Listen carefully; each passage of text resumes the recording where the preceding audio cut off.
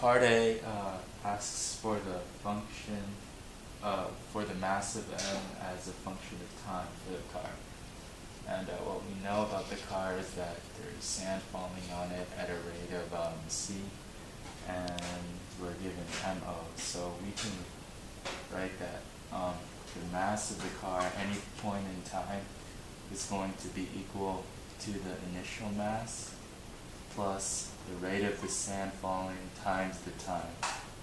And that basically covers it for part A.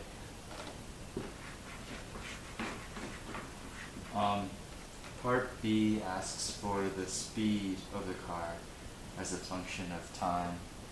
And one of the main ideas behind this is we're going to use conservation of momentum. And the general formula looks like this. Initial momentum is equal to final momentum. And we're given m naught and v naught for this problem, so we can just use this and apply it to the car. So m naught and v naught, this is of the car. And at any point t, right, from our previous part A, we know that the mass at any point t is going to be m naught plus ct. And then v is our final velocity, or in this case, v will be the velocity at a time t. So now we bring v to this side and we move our variables around, and we get v is equal to m naught v naught over m naught plus ct. And that's it for part B.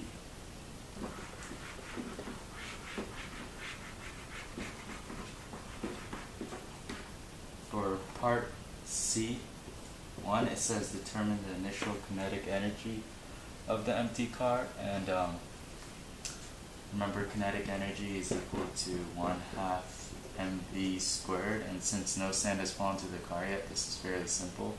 You just take the initial velocity and the initial mass of the car, and there's our answer right there.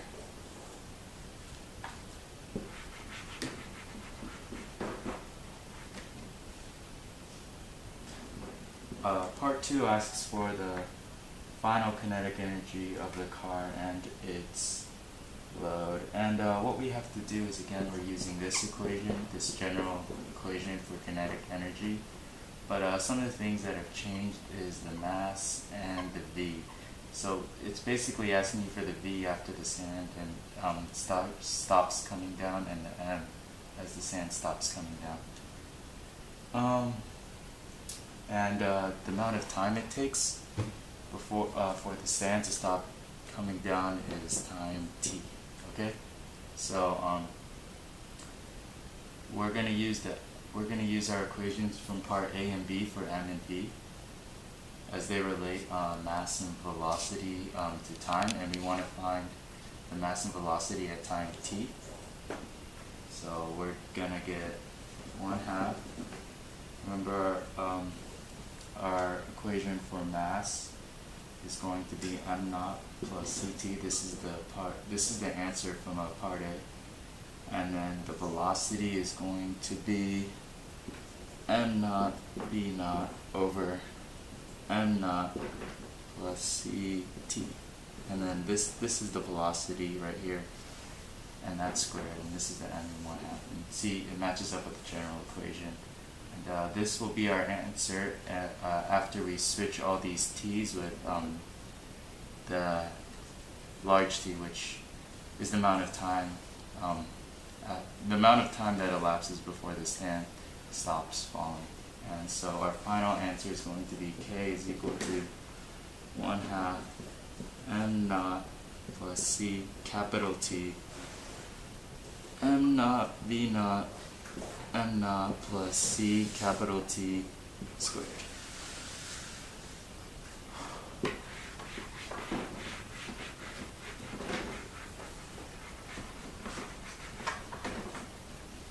Part 3 of number C is kinetic energy conserved? Explain why or why not. And the main clue to this problem is the falling sand. We have sand that's falling down, right? And it's coming onto the car. And we can think of this as the same way as an inelastic collision, much like how a ball hits another ball and becomes stuck with it. The same thing is happening with the sand in the car. The sand's falling down, and we're treating the mass of the sand in the car as together. So in inelastic collisions, kinetic energy is not conserved. And this applies to this problem. So the answer to number 3 of part C is kinetic energy is not conserved.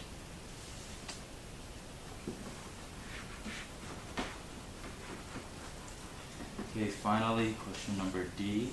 The first thing it asks for is the normal force before t equals 0. So this is before any sand has fallen onto the car.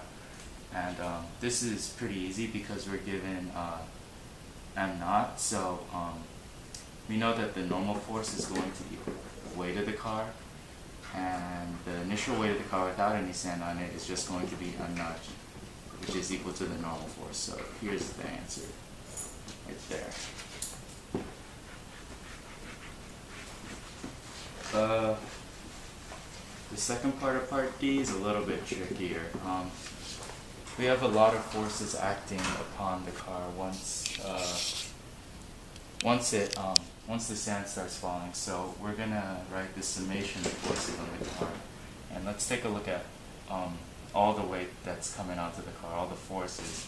So we have the weight of the car, that's the initial weight of the car, plus the weight of the amount of sand that's accumulated, which is going to be CTG, the rate of mass falling times the time that's elapsed, times gravity, so that's the weight of the sand that's got onto the car at that point.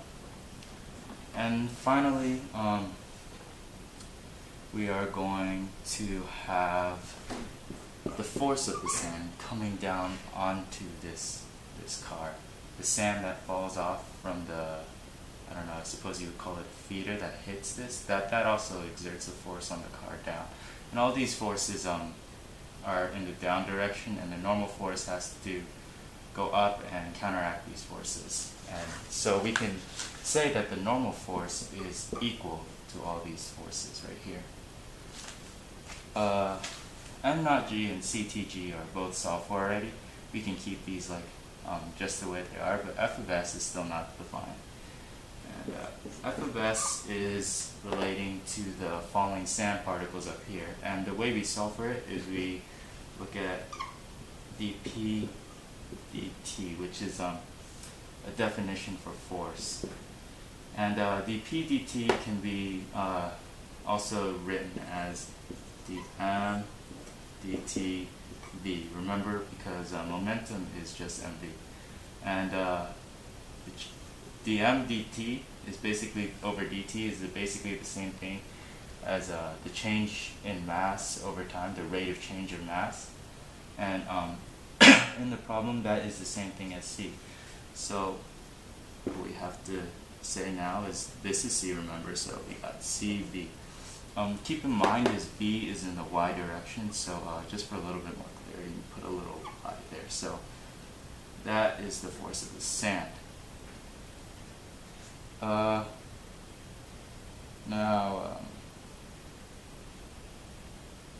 Okay, so now what we're going to get is we have to find this Vy to finish this equation. And the way we find this Vy is we're given the height that the sand falls. And we can just use conservation of energy here. We can just say mg, the potential energy of the sand up here, is going to equal to 1/2 mvy squared. This Vy being the same Vy we have over here. And then so just quickly cancel out the m, multiply this side by 2, getting rid of the 1/2, and then squaring both sides, we get Vy is equal to square root of 2gh. So now we know Vy, we know this, which is F of S, and now we can write the whole thing. So the summation of all the forces, which is equal to the normal force, is going to equal to m naught g plus ctg plus c Vy, which is this Vy, and then we have c, which is a constant. So c square root of 2gh. And there we go.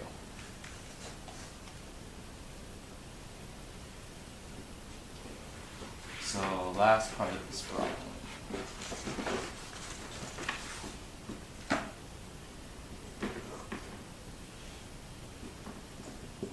The last part asks for the normal force after the sand stops falling into it. And the way we can do this is we can say, well, let's just take a look at the forces acting upon this. So we're going to look at the weight. The total weight is going to be equal to the initial mass of the car, right, plus the amount of sand that has fallen onto the car over a period of time t, which is the total amount of time the sand has fallen across the car. So C, T, G, right?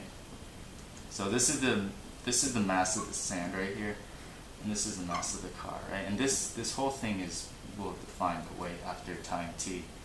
So now after this, weight is equal to normal force.